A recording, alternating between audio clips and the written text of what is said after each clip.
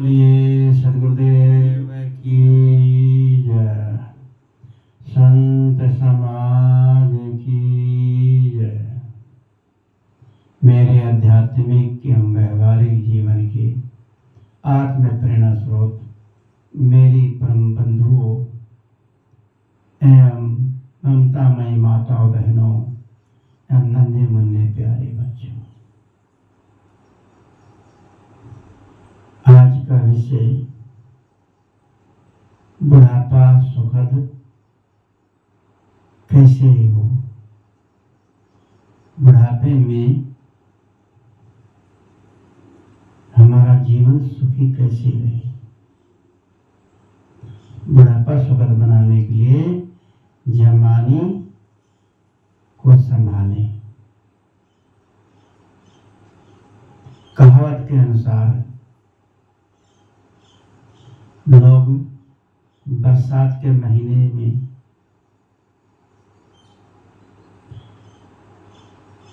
बैठकर खाते हैं, 8 महीना कमा कमा के जमा भी करते हैं कि बरसात के महीने में।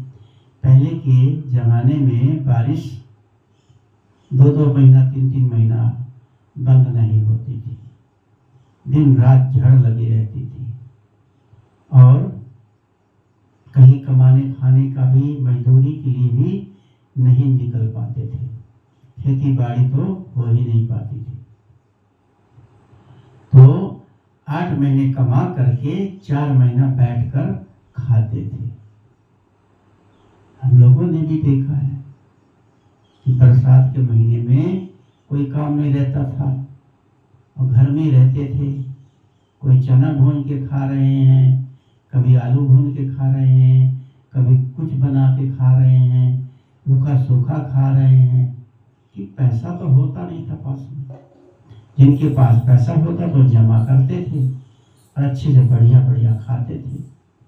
तो जिनके नहीं होता उनको देखते थे कि बड़े अच्छे से खा रहे हैं, क्योंकि वो संग्रह कर लेते थे पहले से।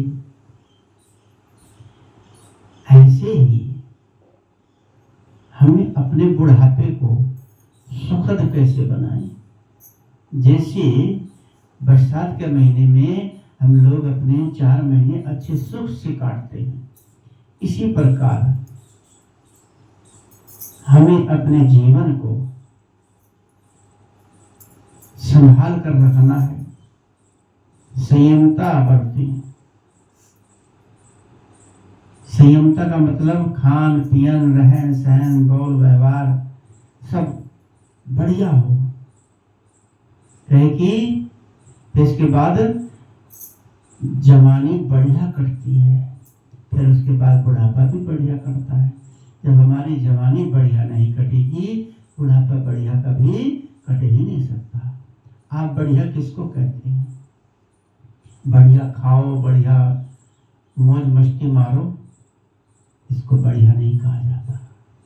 बढ़िया अच्छा संयमता का जीवन जीना चाहिए। सबसे अच्छा व्यवहार करना चाहिए, मन मस्तिष्क को अच्छा रखना चाहिए और काम भी इतना करें कि जो अपने से हो सके। ज्यादा पैर नहीं फैलाना चाहिए। जीवन में धन पूंजी की जरूरत है, धन इकट्ठा करना चाहिए जो हमें बुढ़ापे में काम आता है। नहीं, मृत्यु के समय बुढ़ापे में अफसोस होता है। बुढ़ापे में अक्सर लोग पछताते हैं कि हमने अपने बुढ़ापे के लिए कुछ जमा करके नहीं रखा। आज बच्चों के आगे हाथ फैलाना पड़ रहा है। पूरा जीवन मौज मस्ती में उड़ा देते हैं। तभी तो कहा है कि भजन करो मस्त जवानी में, बुढ़ापा किसने देखा है। जो कुछ है जवानी में ही होता है, लेकिन खुरापात भी जवानी में ही लोग करते हैं। तो बुढ़ापा आपका सुख में कैसे बनेगा? पूरे जीवन में शांति कैसे आएगी? हर आदमी सुख चाहता है, कोठी बंगला गाड़ी पूरा वैभव चाहता है, शांति भी चाहता है, लेकिन पूरी जिंदगी कमा कमा के बच्चों के लिए दिन रात मेहनत करके पूरी जवानी गंवा देते हैं। एक हारे हुए जुआड़ी की तरह हाथ झाड़ कर बैठ जाते हैं। फिर तो बच्चों के हाथ में सब चला जाता है। कुछ जरूरत होती है बच्चों के आगे हाथ फैलाना पड़ता है। अब तो सरकार ने कुछ सुविधा दे दी है, कुछ उनके बुढ़ापे के लिए पेंशन मिलने लगी है। वो पेंशन से अपना गुजारा कर लेते हैं। कई लोग बच्चे जो है बुढ़ापे में बच्चे जो है माँ बाप से पेंशन भी छीन लेते हैं, अंगूठा लगवा लेते हैं और ले लेते हैं। तो पेंशन नहीं जिसको मिलती है, अगर उसने अपने बुढ़ापे में कुछ जमा किया है, अपने जीवन के लिए खर्चे के लिए निकाल खा सकता है, यानी कि बच्चों के आगे हाथ पसारना ना पड़े। और दान पुण्य भी कर सकता है। यदि हमने कुछ कमाया है, बचा रखा है, आएगा संतों की भेंट पूजा, बच्चों से वो बेटा संत आए हैं, इनको कुछ पूजा भेंट, वो जवाब दे देगा कि हमारे पास तो कुछ नहीं है। आपके पास जीवन भर जवानी में संत आते रहे, आए बुढ़ापे में सोचेंगे कि आज मुझे दूसरों के आगे हाथ पसारना पड़ रहा, अभी संतों की कहाँ से विदाई करें, कहाँ से दें। जब आपके पास होगा तो आप उनकी सेवा कर सकते हो। इसलिए बच्चों पर डिपेंड ना हो कि संत आएंगे तो उनकी सेवा भेंट पूजा हम बच्चों से लेके करेंगे। बच्चों की आशा ना करें। आज बच्चों के पास होगा भी तब भी वो नहीं दे सकते, देंगे भी तो आपकी इच्छा अनुसार नहीं देंगे। 150, 100, 200, 500, 700। तो अपने बुढ़ापे के लिए कुछ जमा पूंजी रखनी चाहिए और कुछ धर्म प्रसाद दान धर्म करते रहना चाहिए। कितने लोग अपने प्रारब्ध पर झेंकते हैं, अपने किए कर्मों पर पछताते हैं। तो कहा अब पछताए क्या होता है जब चिड़िया चुग गई खेत। जवानी में हमने खुरापात किया, अब बुढ़ापा बुढ़ावस्था आई, दुख तकलीफ में पूरा जीवन बिता देते हैं, रोग बन जाता है, बुढ़ापे में ही रोग बनता है। इसलिए वर्तमान में जीना सीखें। वर्तमान किसे कहते हैं? जो आज चल रहा, वर्तमान भूत भविष्य।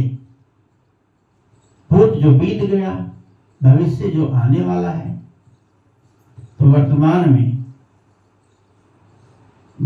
में हमें जीने का, भूत जो है बीत चुका है। लोग भूत को, भविष्य जो बीत चुका उसी को याद कर करके बखान करते रहते हैं। कोई भविष्य में जीते हैं, कोई बचपन कुमार अवस्था में जीते हैं।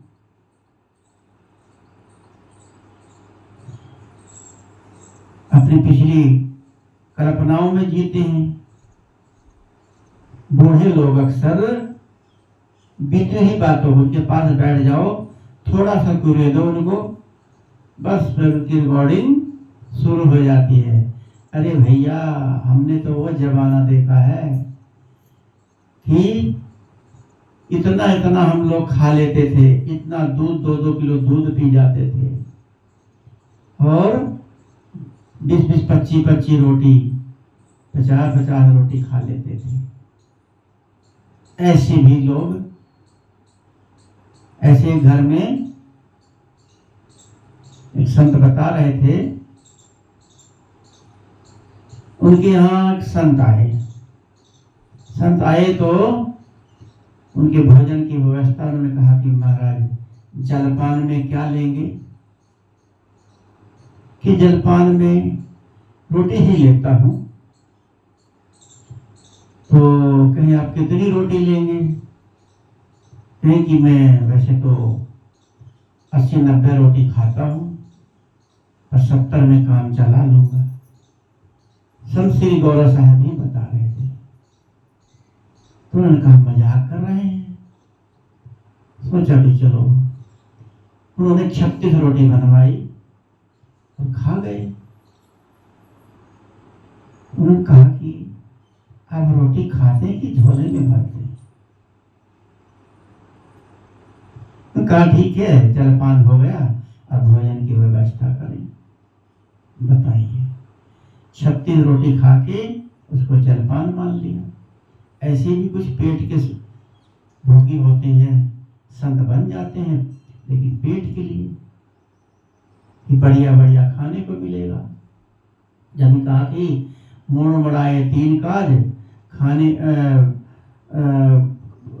को भोजन मिले, मोड़ बढ़ाए 3 काज, सिरकी मिटकी खाज, खाने को भोजन बढ़िया मिले, लोग कहे महाराज। इसलिए कुछ लोग साधु बन जाते हैं, बढ़िया बढ़िया भोजन मिलता है और महाराज जी कहते हैं। ऐसे भी लोग होते हैं। ऐसे घर में कोई मेहमान गया, भोजन उसके लिए बनाया गया, भोजन खाने लगा, पत्नी बना आटा गूंद दिया, सोचा कि 5-10 रोटी खाएंगे, और खाते रहे। 2 बार 3 बार आटा गूंद दिया पत्नी ने। अरे पत्नी परेशान, कहे पति से कहा उनको बोलो कि भाई बीच बीच में पानी तो पीते रहें।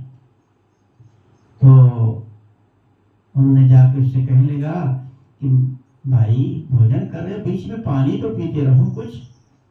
भाई मैंने सुन लिया, आपकी पत्नी ने कहा जब बीच आएगा तब ना। ऐसे भी लोग होते हैं कि बीच आने का मौका ही नहीं, खाते रहते हैं, कब बीच आएगा। तो ज्यादा पेटू नहीं बनना चाहिए। तो मैं कह रहा था कि बुढ़ापे में लोग अब बड़ी बड़ी टींगे हाँकते हैं कि भाई जवानी में मेरा कोई हाथ गट्टा नहीं पकड़ सकता था, मेरी लाठी कोई नहीं झेल सकता था, केवल पेड़ ही झेल सकता था, और मैं जमीन पर अगर पैर मारूं तो जमीन से पानी की पिचकारी निकल जाती थी। ऐसी ऐसी बड़ी बड़ी बातें टींगे मारते हैं। तो भूत में नहीं जीना चाहिए, वर्तमान में जियो। ये कहा वर्तमान में जीना क्या होता है? सदगुरु पूर्ण साहब ने कहा है, वर्तमान में बरतो भाई, भूत भविष्य को देव भाई। वर्तमान को बरतो, भूत भविष्य को छोड़ो। जिसका वर्तमान अच्छा होगा उसका सब कुछ अच्छा होगा। ध्यान, सत्संग, स्वाध्याय ये वर्तमान में तो होगा।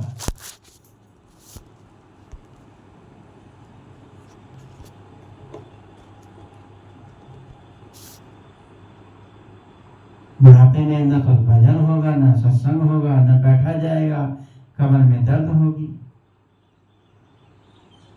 इसलिए ध्यान, सत्संग, स्वाध्याय ये साधन है। ध्यान करें, सत्संग सुने या सत्संग करें, और स्वाध्याय पुस्तकों को पढ़ें, समय को बिताएं, बढ़िया अच्छा जीवन बिताएं, अच्छा जीवन जीना सीखें, और भूत भविष्य के दंड में न जीवन जिए। सदैव स्वरमशील रहें, मेहनती बने, काम करें, काम इतना करें कि शरीर से पसीना आ जाना चाहिए।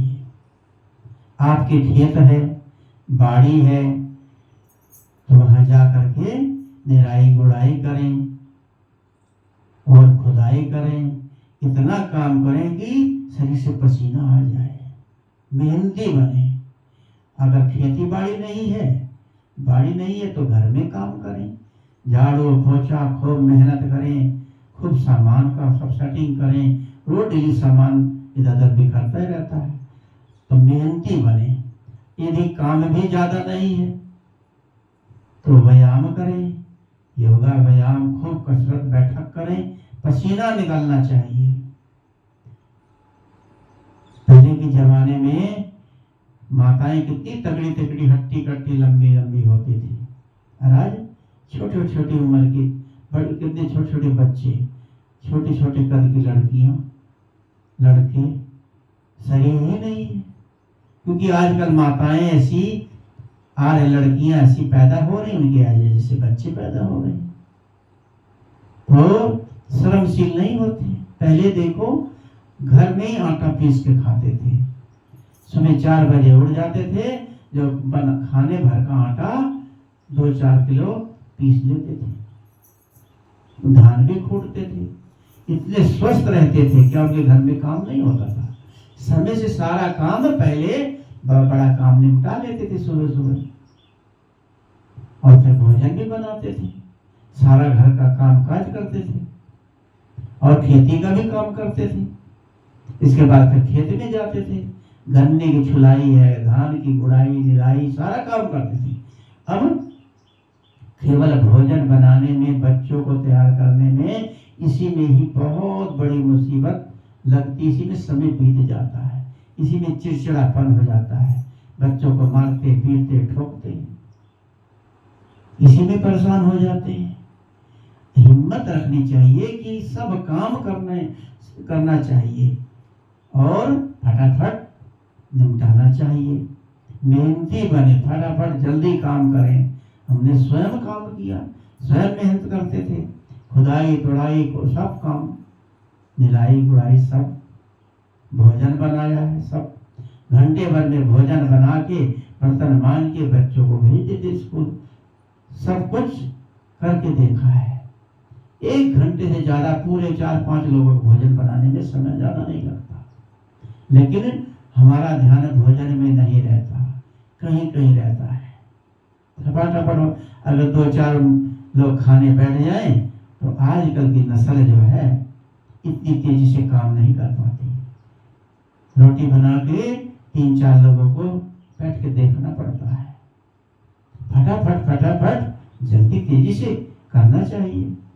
तो सही से श्रमशील बने, मेहनती बने। अगर जो आदमी मेहनत नहीं करता उसको रोग मिलता है। आप चाहे 40 के हुए बीमार होना शुगर की बीमारी क्यों होती है? जो खेती का काम करता है उनको शुगर होता है कहीं? कोई पेट की बीमारी होती है? काम करते हैं, मेहनत करते हैं, पसीना निकलता, कोई रोग नहीं होता। लेकिन बैठ करके खाओगे, कोई मेहनत नहीं करोगे तो रोग तो लगेगा। शरीर फिर रोगों का घर बन जाएगा और डॉक्टर का घर बन जाएगा दवाई का, जीवन भर दवाई खाते रहो। इसलिए परिश्रमी बने और काम करना सीखें, तभी हमारा बुढ़ापा बढ़िया कटेगा। 60, 70, 80 की भी हो जाओगे। देखो कितने लोग 70, 80 के हो जाते हैं, ऐसे बिल्कुल चमकते रहते हैं, दौड़ते रहते हैं, भागते रहते हैं। 80, 80 साल के, 90, 90 साल के एकदम दौड़ते हैं, लगता ही नहीं कितनी उम्र की है। तो मेहनत करना चाहिए। और बुढ़ापे के लिए धन संपत्ति कुछ रखें, सारी धन संपत्ति बच्चों के नाम ना कर दें, अति मोही न बने, अपनी कमाई सब सुपुर्द कर देते हैं, बाद में बच्चों के आगे जरूरत पड़ने पर उनके आगे हाथ फैलाते हैं। ज्यादा धन है, कुछ बच्चों को बांट दो, कुछ अपने पास रखो, और ज्यादा है कुछ स्वार्थ में लगाओ, दान करो। दान करना जरूरी है, दान करने की आदत बनानी चाहिए।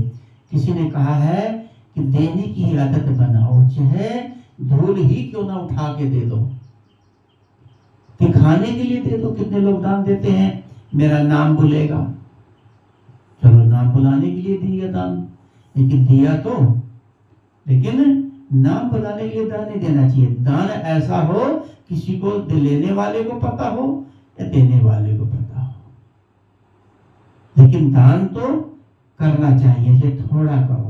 संत आए, चाहे कुछ भी परेशानी उठाओ, संतों की खूब सेवा करो और जितना भी आपके पास पैसा है कल आ जाएगा। हमने कितनी अजमा के देखा है, जो संतों की सेवा में समर्पित किया अगले दिन उससे दुगना आ गया। तो देने से धन घटता नहीं है। जैसे कुआं है, कुएं में से जितना पानी निकालोगे पानी बढ़ता है, ऐसे जितना धन पुरुषार्थ में लगाओगे धन आपके पास बढ़ेगा। सोम ना बने, मक्खी चूस ना बने। कितने लोग होते हैं कि घर पे कोई मेहमान भी आ गया तो उसको पानी वगैरह पिला के, अच्छा जी ठीक है हमें कहीं काम है जाना है, रोटी तक नहीं पूछते। कोई अतिथि आए पानी पूछो, भोजन पूछो, खिलाओ। कोई मेहमान आए प्रेम के साथ उससे अपना व्यवहार करें, खुशी से बोलें। मुंह चढ़ा के नहीं, उसको लग जाएगा कि ये तो मेरा आना इसको अच्छा नहीं लगा। अतिथि भी एक भगवान स्वरूप होता है। आपके घर में मेहमान कोई आए तो उसको प्रेम के साथ उसका सम्मान करें, उसका भोजन दें। ये सब अच्छे लोगों के लक्षण हैं। अच्छे विचारवान बने और अपनी भूगत संपत्ति के लिए थोड़ा धन बचा कर रखें। बच्चों के नाम पूरी प्रॉपर्टी ना करो। पूरी प्रॉपर्टी कर दिया तो कितने लोगों को देखा गया रोते हुए। जब सब धन हो जाता है निगाहें बदल जाती हैं। आपके पास कुछ रहेगा सोचेंगे कि भाई पापा के पास, दादा के पास कुछ धन है, उसी के बहाने से आपकी सेवा करेंगे। तो धन होना जरूरी, जिनके पास है ही नहीं तो क्या करें। लेकिन जितना भी थोड़े में थोड़ा अपने लिए बचा के रखना चाहिए, तभी आपका जीवन आगे सुख शांति से कटेगा। विशेष तौर से ये बुजुर्गों के लिए है। जिह्वा की लोलुपता भी नहीं बनना चाहिए। कहा है कम खाओ गम खाओ। और गुजराती में कहावत है 40 उम्र में जो भावे तो खावे, और 40 से 60 तक फावे तो खावे, और 60 के बाद आवे तो खावे। मतलब 40 की उम्र तक जो अच्छा लगता है, खट्टा मीठा तीखा नमकीन जो भी खट्टा मीठा है वो सब हजम कर सकते हो। जवानी में खाओ जो मिलता है, क्योंकि जवानी में पाचन तंत्र अच्छा होता है। और उसके बाद शरीर की शक्ति जब कम होने लगती है, पंच तंत्र कमजोर होने लगता है, तब जो पावे तो खाओ। मतलब जो अनुकूल लगे, आसानी से पच जाता है तो उसको खाओ। और 60 के बाद किसी प्रकार की डिमांड मत रखो। जो मिल जाए सो खाओ, जो रुचता है, पचता है, अनुकूल पड़ता है उसको खाओ। और बच्चों से डिमांड मत करो, मेरे लिए आज ये बनाओ वो बनाओ। वो बनाते बनाते उलझ जाते हैं कि इनको तो खीर पूड़ी चाहिए, पकौड़ी चाहिए, मालपुआ चाहिए, बढ़िया बढ़िया मांग। नहीं, जीभ की लोलुपता नहीं होनी चाहिए, बुढ़ापे में बिल्कुल नहीं होनी चाहिए। जो आ गया तो खा लो, नहीं आया संतोष कर लो। तो अपने आधार अनुकूल जो शरीर देता है उसके अनुसार जियो। नहीं तो खाने पीने वाला आदमी ज्यादा कहते हैं रोगी ही बनेगा, और दूसरों के निगाहों से भी उतर जाएगा कि बहुत चटोरे हैं। तो उसके लिए रोज रोज कहाँ से पकौड़ी छान के लाएं, कहाँ से मालपुआ लाएं। तो आगे हमें हमारी अपनी वाणी पर संयम होना चाहिए। हितमित बोलें। हितमित का मतलब क्या है कि कितने लोग होते हैं बिना मतलब की बक की बातें करते हैं। बुढ़ापा आने पर तो ज्यादा ही बोलते हैं। ऐसे लोगों से कोई बात करना नहीं चाहता, समय नहीं होता। बुढ़ापे में तो आदमी जो है कि लाचार हो जाता है, एक जगह बैठा रहता है, सुनाई नहीं देता, दिखाई नहीं देता, चला नहीं जाता, असमर्थ हो जाता है। फिर भी आदमी बक बक करता रहता है। अपने उम्र के हिसाब से आदमी को बदल देना चाहिए। हम हम 80% ना बोलें, 80%, तब भी काम चल सकता है। ज्यादा बोलने से मन चंचल होता है और दूसरे लोगों का भी दिमाग खराब होता है, कोई सुनना नहीं चाहता। सदगुरु श्री प्रेम साहब, सदगुरु अभिलाष साहब के अनुसार कहा करते थे गुरुदेव की, प्रेम साहब ने कहा कि बहुत बोलने वाले को मौन साधना होगा और बहुत जानने वाले को स्मृति खोनी होगी।